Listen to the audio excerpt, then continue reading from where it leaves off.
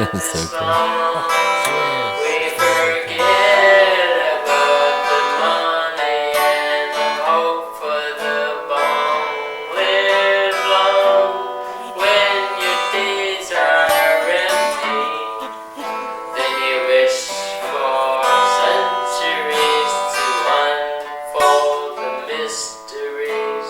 Hopefully, lots of money for us, and everybody's wishing that we're gone away. Look at President Bush, he wishes we were gone away. Poor man, he's now making money from us. So he wants to kill us dead, bloody and dead and green, killing seals and fuck them up in the head.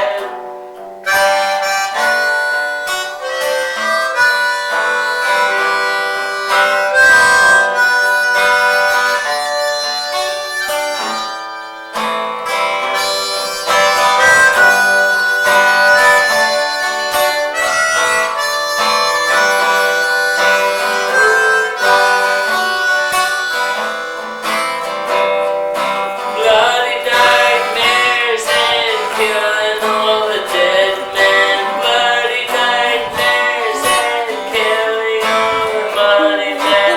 Bloody nightmares will hope